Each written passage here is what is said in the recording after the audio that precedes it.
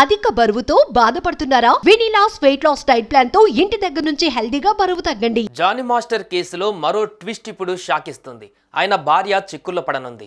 ఇప్పటికే Johnny master ను పోలీసులు కస్టడీలోకి తీసుకున్నారు. ప్రస్తుతం ఆయన చెంచల్గూడ జైల్లో ఉన్నారు. 14 రోజుల పాటు విధించిన రిమాండ్లో ఆయన్ను పూర్తి స్థాయిలో విచారించనున్నారు పోలీసులు. మరి ఈ విషయంలో ఆయన భార్య చిక్కుల్లో పడడం ఏంటి అనేది ఇప్పుడు తెలుసుకుందాం.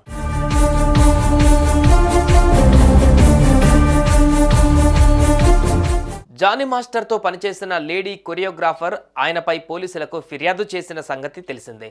తనపైన 4 ఏళ్లుగా లైంగిక దాడికి పాల్పడుతూ వేధిస్తున్నారని చెప్పుకువచ్చింది.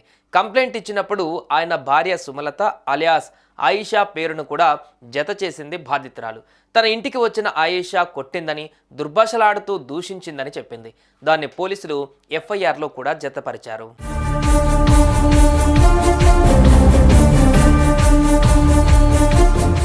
ఈ క్రమంలో బాధిత యువతిపై దాడి చేసిన కారణంగా జానీ మాస్టర్ భార్య ఆయేషాపై కేసు నమోదు చేయనున్నారు పోలీసులు. బాధితురాలు ఇంటికి వెళ్లి ఆమెను హింసించినందుకు గానే ఆమెపై కేసు నమోదు చేయనున్నట్టుగా తెలుస్తోంది. ఆమెతో పాటుగా మరో 2 కూడా నిందితులుగా చేర్చే అవకాశం ఉంది. వీరిపై కేసు నమోదు చేస్తే మళ్లీ విచారణ మొదలు పెడతారు.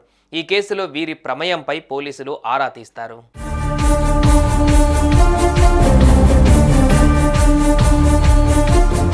ఇప్పటికే జానీ మాస్టర్ భార్య ఈ కేసు విషయంలో స్పందించారు.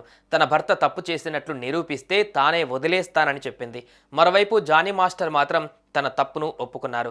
ఒక్కొక్కరు ఒక్కో మాట చెప్పడంతో ఏదో జరిగింది అనే ఆలోచన ప్రతి ఒక్కరికి వస్తుంది. అటు జానీ మాస్టర్ 5 రోజులు తప్పించుకొని తిరిగినప్పటికీ ఫైనల్గా చిక్కారు. ఇప్పుడు ఆయన చెంచల్గూడ జైల్లో రిమాండ్ ఖైదీగా ఉన్నారు.